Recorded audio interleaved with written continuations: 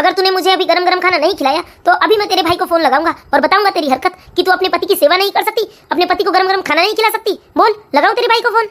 आप बात में मेरे भाई को क्यों बीच में नहीं आता? अरे रात के 12 बजने लगे और ये अभी तक घर नहीं आए। अरे धीरे धीरे हमारी शादी को 4 साल होने लगे, लेकिन इनकी आदत तो अभी तक नहीं सुधरी। 12 बजे के पहले रात में घर नहीं आते। बहुत इंतजार कर लिया मैंने, अब तो मैं इन्हें फोन लगा ही देती हूँ।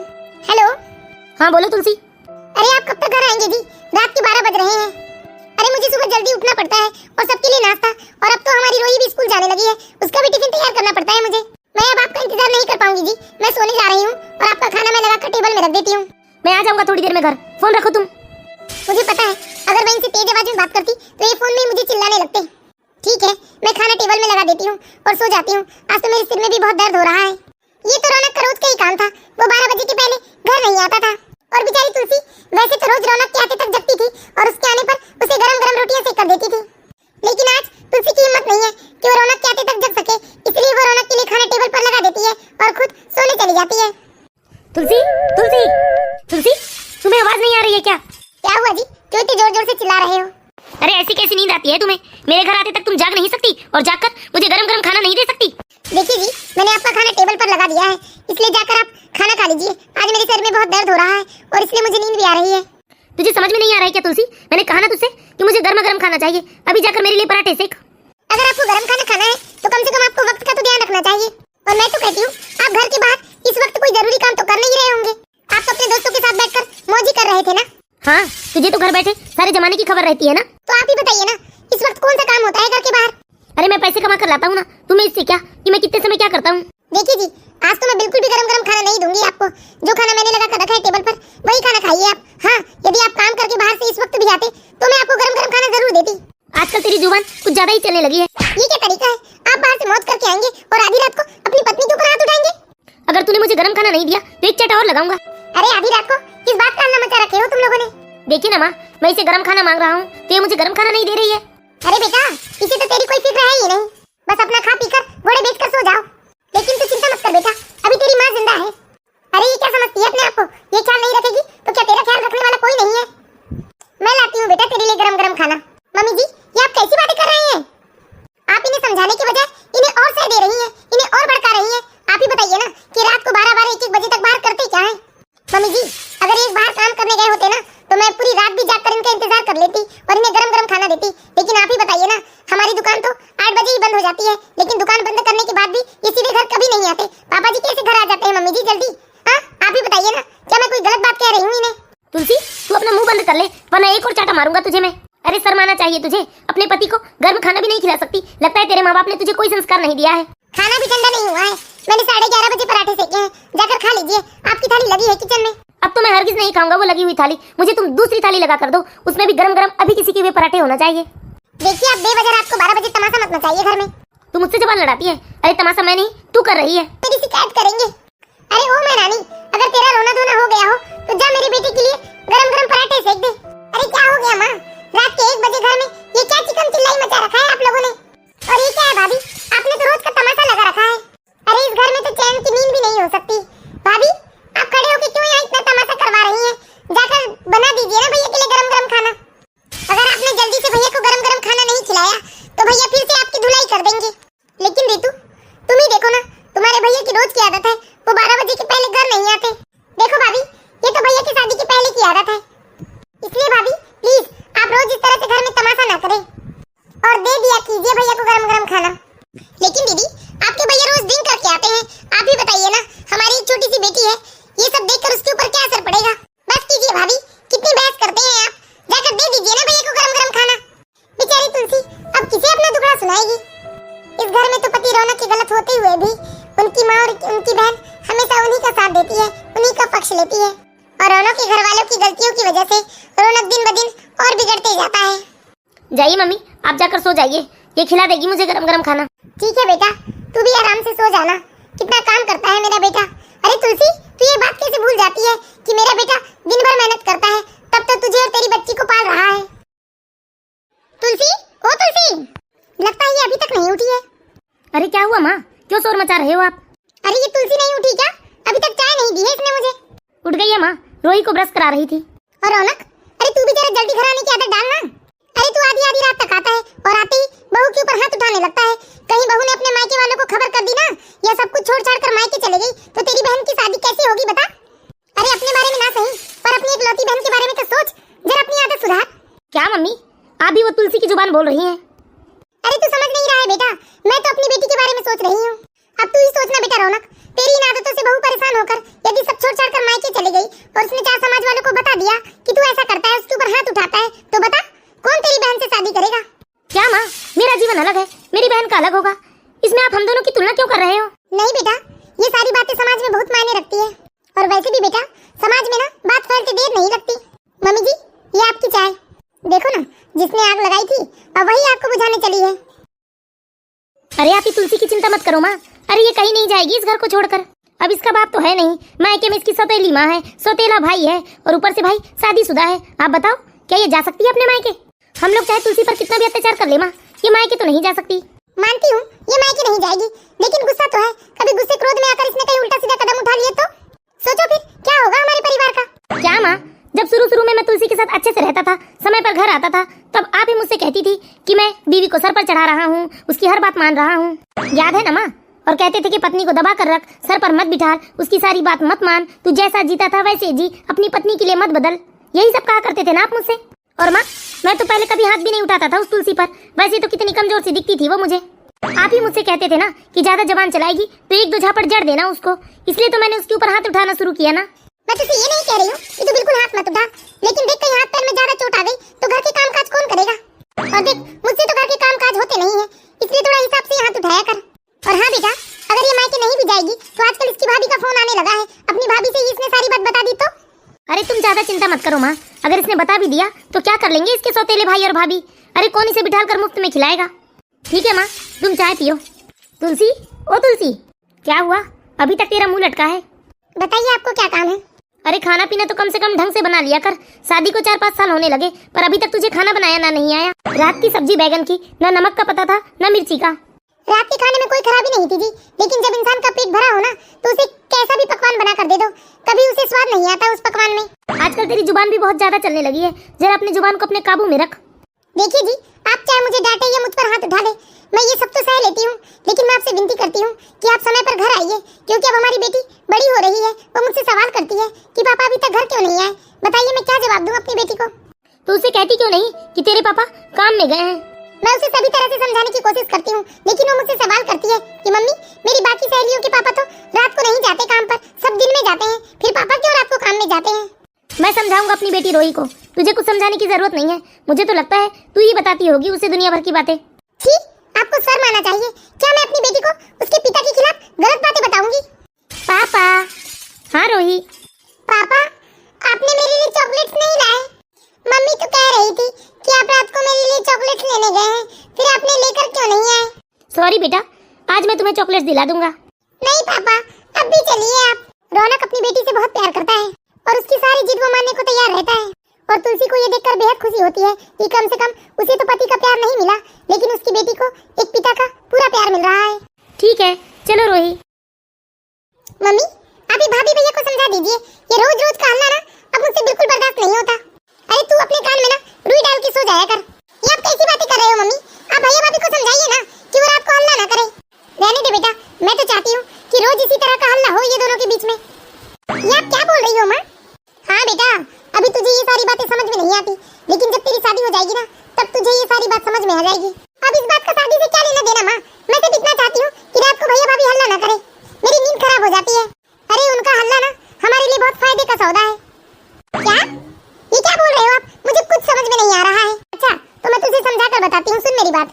देख बेटा, अगर तेरे भाभी भैया ज्यादा प्यार से रहेंगे ना, फिर तेरी भाभी तेरे भैया को धीरे धीरे अपनी मुट्ठी में जकड़ लेगी, और फिर ये जो तेरा भाई हम लोगों पर इतने रुपए खर्च करता है ना, हमसे 1 रुपए का भी हिसाब नहीं देता, ये सारे हिसाब किताब तेरी भाभी लेने लगेगी। और ये दोनों प्यार से रहने लगे ना तो तेरी भाभी ना तेरे भैया को तेरी शादी में ज्यादा रुपए भी खर्च नहीं करने देगी।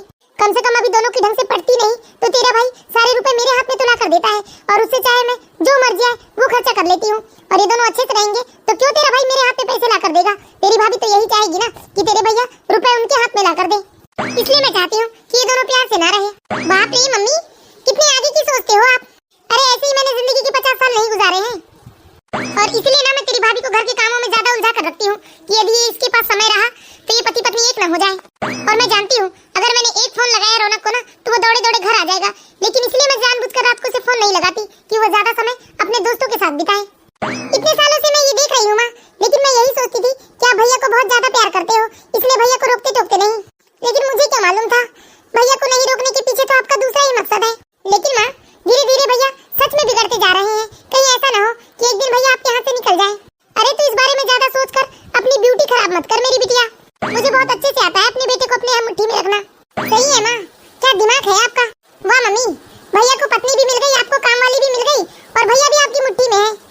अरे इसलिए तो बेटा जिस दिन से ये तुलसी आई है ना उस दिन से मैंने काम वाली को हटा दिया। जब ये यहाँ रहेगी और 2 टाइम खाएगी तो फिर मैं काम वाली क्यों रखूं, पैसा तो इसी से वसूल करूंगी ना। बेचारी तुलसी अपनी सास और ननद की बातें सुन लेती है, उसे अपनी सास की बात सुनकर बेहद दुख होता है कि जिसने उसे माँ का दर्जा दिया उसी ने उसे एक नौकरानी का दर्जा दिया है। हे भगवान, क्या दुनिया के सारे दुख आप मुझे ही दे रहे हैं। जब से पैदा हुई तब से मैंने कभी माँ का प्यार नहीं देखा।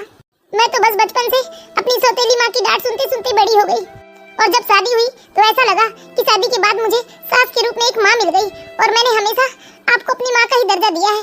कभी मैंने आपका दिल नहीं दुखाया मम्मी जी, लेकिन आज आपकी बात सुनकर मुझे बहुत दुख हो रहा है कि मैंने हमेशा आपको सर आंखों पर रखा, अपनी माँ समझा मैंने आपको, और आपने अरे घर की बहू तो दूर, आपने मुझे तो अपने घर की नौकरानी समझा। बचपन में ना कभी माँ का प्यार मिला, शादी के बाद ना कभी पति का प्यार मिला, और अब ये सोचकर मैं संतोष थी कि कम से कम मुझे माँ का प्यार तो मिल रहा है सास के रूप में। लेकिन आज ये सब सुनने के बाद ऐसा लग रहा है कि मेरा जीना ही बेकार है। अरे मुझे मर जाना चाहिए, लेकिन मैं मर भी तो नहीं सकती ना, वरना मेरी रोही का क्या होगा। अगर मैं मर गई तो रोही भी वही सब दुख उठाएगी बचपन से जो दुख मैंने उठाया था। पति का क्या जाएगा, वो तो पत्नी की 13वीं हुए भी नहीं दूसरी पत्नी लाकर खड़ी कर देगा, और सास का क्या, उसे भी दूसरी बहू मिल जाएगी। जो भी दुख होगा वो तो मेरी रोही को ही उठाना होगा। अरे मैं कितनी अभागी हूँ कि कुछ दिनों के लिए अपने मायके भी नहीं जा सकती, और मायके में भी तो सौतेली माँ बैठी है, और उन्होंने तो मेरी शादी के वक्त ही मुझे हिदायत दे दी थी कि यदि मैं शादी के बाद राजी खुशी से 2-4 दिनों के लिए मायके आऊंगी तभी मायके का दरवाजा मेरे लिए खुला रहेगा, वरना मायके में मेरे लिए कोई जगह नहीं है। जाने दो, मैं तो ये सारे दुख सह लूंगी, कम से कम मेरी बेटी को एक पिता का प्यार तो मिल रहा है। इस घर में जब से आई हूँ तब से मुझे दुख और तिरस्कार के सिवा कुछ नहीं मिला। पूरी तरह से अब मेरा आत्मविश्वास टूट गया है।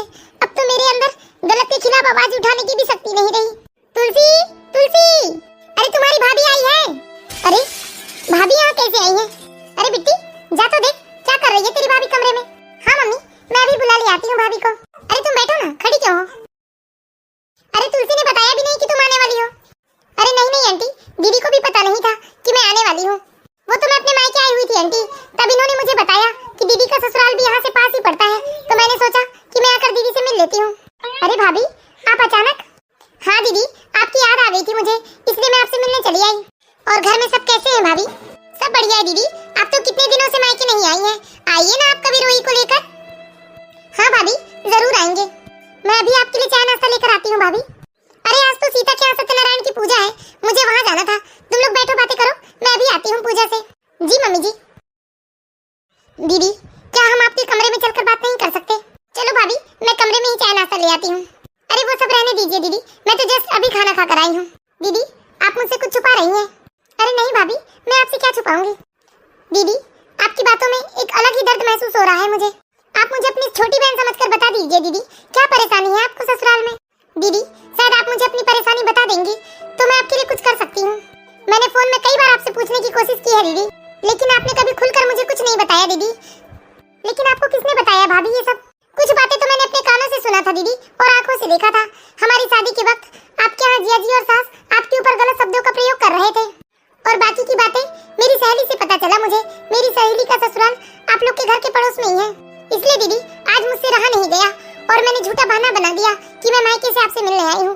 लेकिन सच में दीदी मैं तो ससुराल से आपसे मिलने आई हूँ। मैं जानना चाहती हूँ दीदी आपको क्या परेशानी है यहाँ, और मैं आपकी परेशानी का हल भी निकालना चाहती हूँ। एक बात समझ में नहीं आया भाभी मुझे, आज पहली बार किसी ने मुझ पर इतनी दया दिखाई है। दीदी ये दया नहीं, आपके लिए मेरा प्यार है दीदी। आप कितनी अच्छी, कितनी सुलझी हुई और कितनी समझदार है दीदी। अरे आप तो हर किसी को अपना बना लेती हैं, लेकिन पता नहीं आपके ससुराल में जिया जी और आपकी सास क्यों आपको अपना नहीं समझ पाए। इसलिए दीदी मैं आपसे रिक्वेस्ट करती हूँ कि यदि आपके ससुराल में कुछ गलत हो रहा है आपके साथ तो आप हमें निसंकोच बताइए। ये मत सोचिए कि आपके मम्मी पापा नहीं है तो आपके भाई भाभी आपका साथ नहीं देंगे।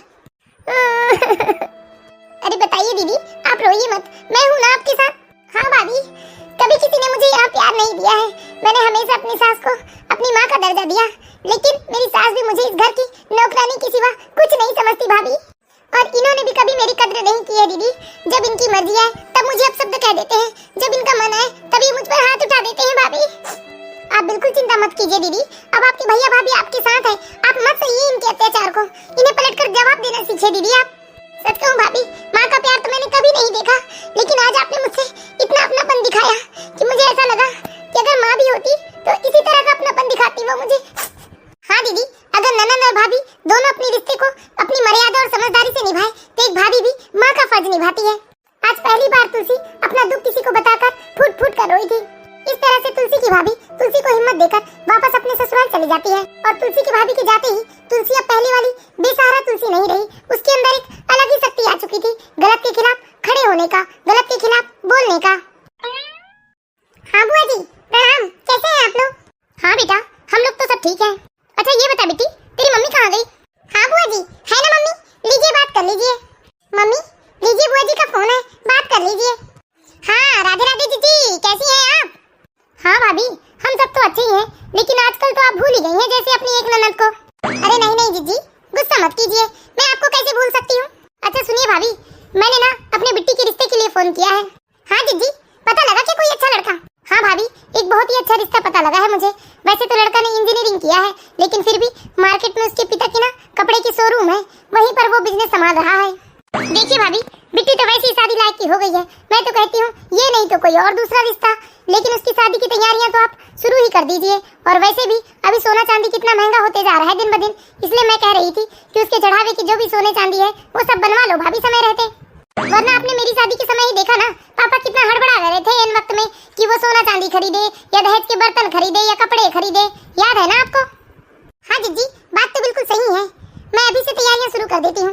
ठीक है जीजी, मैंने तो वैसे बात छेड़ दी है, यदि उधर से कोई खबर आती है तो मैं आपको फोन करूंगी। ठीक है जीजी। बिट्टी, तेरी बुआ ना तेरी शादी की बात कर रही थी। मम्मी मैंने कितनी बार कहा है मुझे नहीं करना अभी शादी। बिट्टी तो शर्मा गई, लेकिन जीजी ने बात तो बहुत पते की है, मुझे तो सारी तैयारियां शुरू करनी पड़ेगी। अरे क्या हुआ मम्मी, काहे की तैयारी शुरू कर रहे हो आप? बेटा हमारी बिट्टी शादी लायक हो गई है ना, अब तो हमें उसकी शादी की तैयारियां शुरू करनी ही पड़ेगी, तब जाके तो 1-2 साल में सारी चीजें बनवा पाएंगे हम। अरे मम्मी, आप क्यों इतना टेंशन लेते हैं? आधा से ज्यादा सामान तो रखा हुआ है हमारे घर। हाँ बेटा, मैं तो भूल ही गई थी। अरे कितने सारे बर्तन और बाकी दहेज आए हैं ना तुम्हारी शादी में, अभी तक तो हमने उपयोग भी नहीं लिया है, इसलिए मैं तो कहती हूँ उसी को हम बिट्टी की शादी में दे देंगे।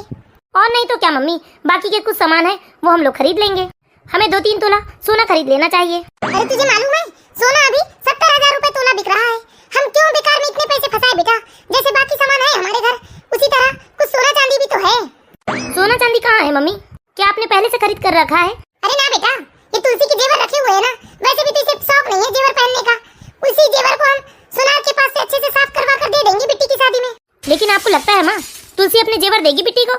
अरे क्यों ना देगी बेटा, देना पड़ेगा, उसकी एक लौती ननद तो है। और तुझे याद नहीं, मैंने भी तो अपने कुछ जेवर तेरी बुआ को दिए थे ना। तुलसी आ गई है माँ, पूछ लीजिए आप उससे। तू पागल हो गया है क्या बेटा? मैं उससे पूछूंगी? अरे मैं उससे पूछूंगी नहीं, बल्कि उसे आदेश दूंगी। क्यों तुलसी, तुम अपना कुछ सामान क्या अपनी ननद बिट्टी को नहीं दे सकती?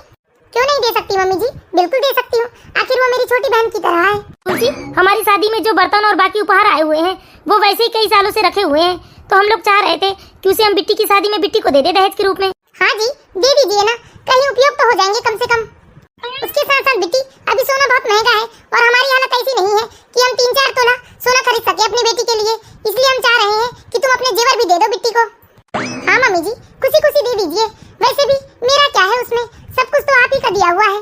लेकिन मम्मी, भाभी के तो सारे जेवर ओल्ड फैशन है। अरे तू चिंता क्यों करती है, हम उसे ही नए फैशन में चेंज करवा देंगे। ठीक है मम्मी, सब कुछ चेंज करवाना, लेकिन भाभी के वो झुमके चेंज मत करवाना, क्योंकि वो भाभी का झुमका मुझे बेहद पसंद है। दीदी ये आप क्या बोल रहे हो, मैं सब कुछ तो दे रही हूँ, सिवाय मेरे झुमके के, वो झुमके नहीं दे रही हूँ मैं आपको। क्या मतलब नहीं दे रही हूँ? अरे वो तुम्हारी एक लौती ननद है, उसे एक झुमका दे ही दोगी तो क्या बिगड़ जाएगा? मम्मी जी, मैंने किसी भी सामान के लिए कभी मना नहीं किया है सिवाय उस झुमके के, क्योंकि वो झुमके मेरी स्वर्गवासी माँ के दिए हुए हैं और वो मेरे पास मेरी माँ की आखिरी निशानी है। मम्मी जी तुम्हें समझ में नहीं आ रहा है क्या तुलसी? मैंने कहा ना अभी सोना बहुत महंगा हो गया है। मम्मी जी आप रुपयों की चिंता क्यों कर रहे हो, आप अपने बेटे से कहकर उसी झुमके की तरह एक झुमका बनवा दीजिए ना दीदी के लिए। देखा तुलसी को कैसे पलट कर जवाब दे रही है ये मुझे। तुलसी, ये क्या बदतमीजी है? ये कोई बदतमीजी नहीं है जी, वो मेरी माँ की आखिरी निशानी है और वो मैं नहीं देना चाहती। और मम्मी जी, अगर सोना इतना ही महंगा है तो आपके पास भी तो सोना चांदी की कोई कमी नहीं है ना। आपके पास भी तो 3-3 4-4 जोड़े कान के झुमके रखे हुए हैं, कंगन है, चैन है, हार है, सब कुछ तो आपके पास है। उन्हीं में से कुछ दे दीजिए ना आप बेटी दीदी को। देख बेटा, कितनी बदतमीज हो गई है ये। अरे इसे सास का भी लिहाज नहीं है। अरे मुंह के मुंह मेरी बातें काट रही है ये। लगता है भाभी आपको पिटने का बड़ा शौक हो गया है। अभी भैया गुस्से में आकर आपके ऊपर हाथ उठा देंगे तब अच्छा लगेगा आपको। अब तो आदत हो गई है बेटी दीदी मार खाने की। अब तो इनके मार से भी मुझे डर नहीं लगता। बेशर्मी की भी हद होती है, बदतमीज कहीं की। अभी मैं तेरे भाई को फोन करके बुलाता हूँ। क्या हुआ जिया जी, क्यों हाथ उठा रहे हो आप मेरी दीदी पर? अच्छा हो गया साले साहब जो आप आ गए। अरे समझाइए अपनी बहन को, एक जेवर के लिए इसने घर में कितना कलह मचा रखा है। बात चाहे जो भी हो जिया जी, लेकिन बार बार इस तरह दीदी के ऊपर हाथ उठाना ये सरासर गलत है। और यदि आप सोचते होंगे कि मैं गलत का साथ दूंगा तो मैं गलत का साथ हरगिज नहीं दूंगा। ये मत भूलिए जिया जी कि मेरी दीदी ने आपके और आपके पूरे परिवार के लिए अरे क्या कुछ नहीं किया है, और बदले में आपने उन्हें क्या दिया है? घुटन भरी जिंदगी और ताने। हाँ जिया जी, आपने अपनी पत्नी की खुशियाँ अपनी माँ के हाथों गिरवी रख दी। जिया जी, आप लोग तो 4 सालों से दीदी के ऊपर कितना अत्याचार कर रहे हैं, लेकिन बेचारी दीदी ने कभी हमें कुछ नहीं बताया।